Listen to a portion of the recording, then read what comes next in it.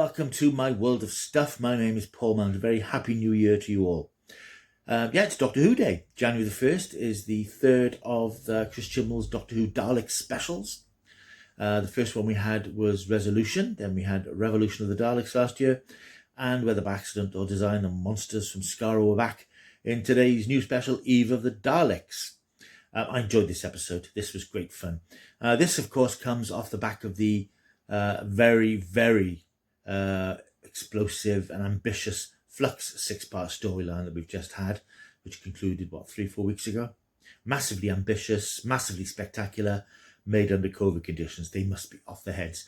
This was much more the sort of episode that I was expecting that we'd have from the last series. It was self-contained, set in one location, a classic base under siege type Doctor Who story that we used to have in the 60s and 70s. And it was a nice change of pace. I mean, I enjoyed Flux. It had its ups and downs. It very much fluxed.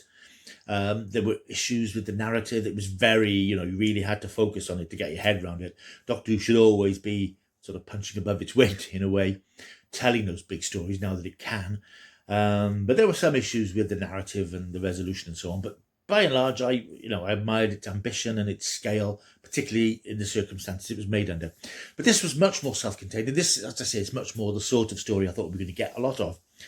And it was really nice and very refreshing to have something that was a much lower scale story. It didn't have massive fleets of spaceships.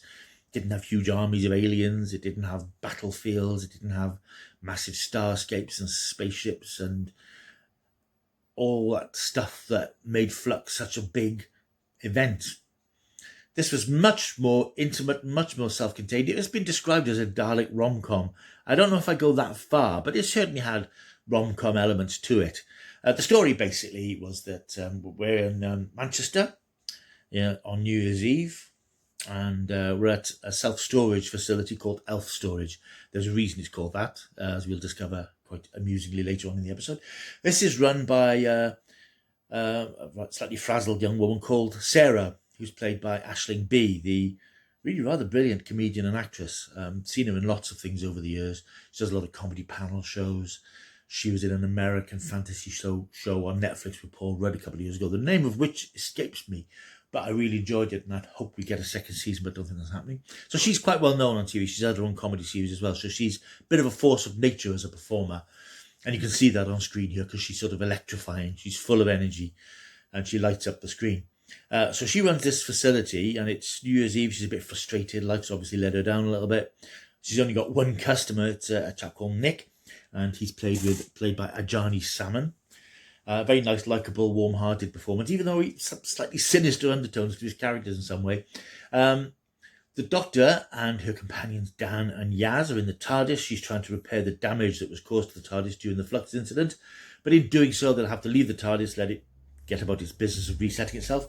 And she plans to have a nice little holiday with her chums on some distant beach on an alien planet. Of course, they pitch up in the storage facility, which is being attacked by a Dalek execution squad who are after the Doctor. Sarah and Nick get exterminated in fairly short order, but then so do the Doctor and her companions. In fact, before the credit sequence, everyone's dead. But we discover quite quickly that we're in a time loop, and they brought back. They suddenly reappear. But every time they're exterminated, and they're exterminated a lot, a second ticks away. So they've literally got 7 seconds until midnight, 7 minutes till midnight rather, to try and defeat the Daleks and save the day. And that's basically the idea of the story. It's very much a Groundhog Day inspired adventure, and it works really well. And it works really well because you've got a small cast, one location. I mean, it's a very low budget episode to the extent that Doctor Who is low budget these days, but by the scale of what we've seen on Doctor Who, it's a very intimate adventure. It is a love story. I mean, you've got this thing between Sarah and Nick. He sort of fancies her. She doesn't know that. And during the episode, that's quite sweet, as they're killed, they discover a little bit more about each other and the connections that they have. The other romantic element of the story, of course, is the one that's probably going to be a little bit more controversial. I think it's what the fan community called Thasmin, 13 and Yasmin, or Yaz. This concept of this relationship between these two characters. And this has been suggested ever since Yaz came aboard the TARDIS. And she's clearly got a great connection to the Doctor. And I think we saw in Flux a little bit that she was not just in awe of Doctor Who the way that most companions are, but there's a little bit more going on there.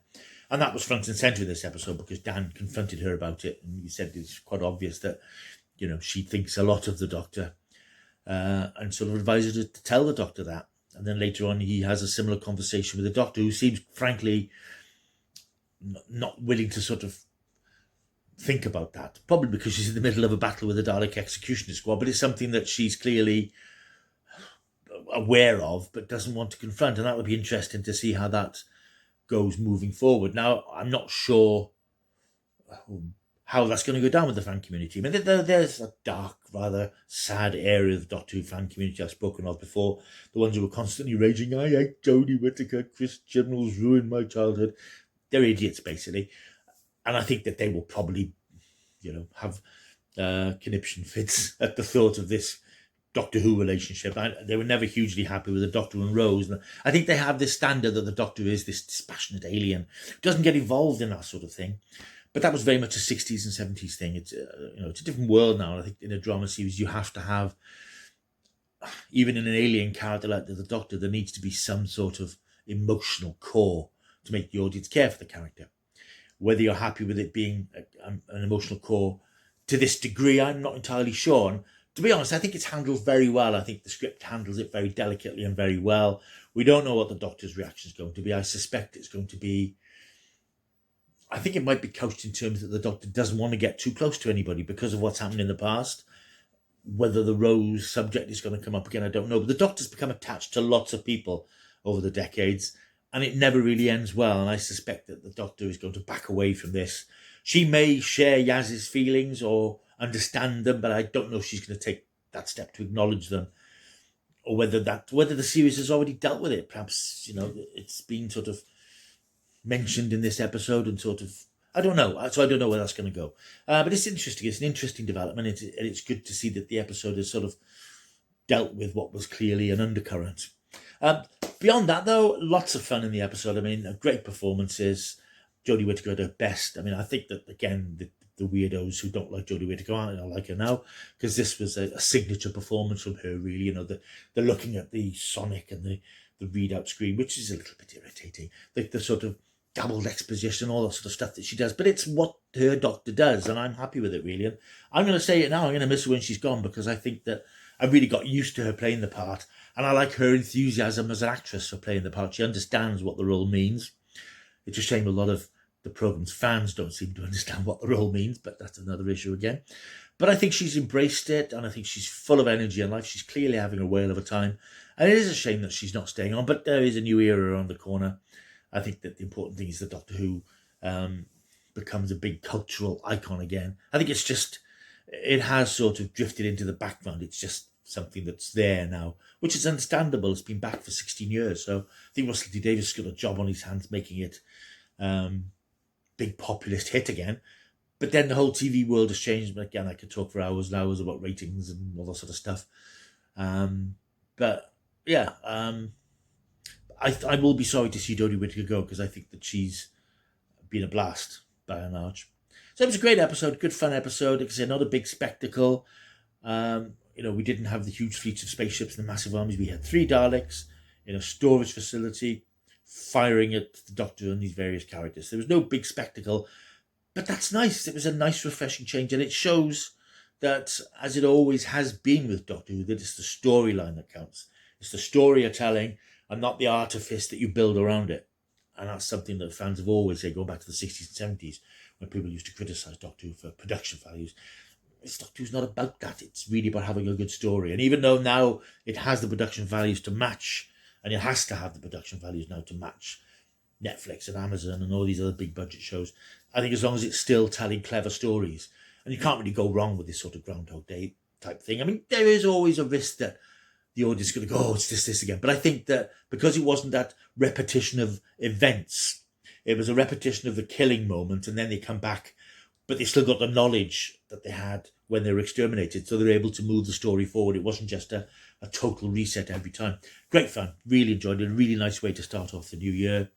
And, of course, we had that nice little teaser for the next episode, which now I'll pause here in case you haven't watched the episode yet, because this is a spoiler.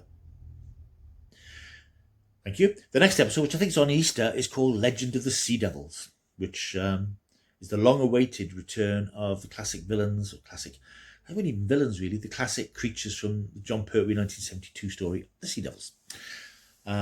Yeah, so that's going to be fun. That looks really good. Set in China on the high seas, by the look of it. So that's going to be a romp.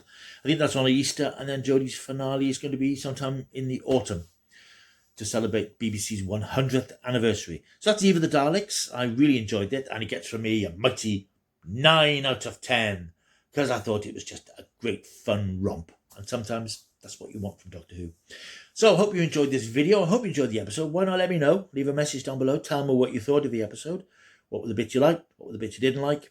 And like and subscribe. And I will see you soon with some more videos. Until then, you know what they say. You just got to keep taking the stuff.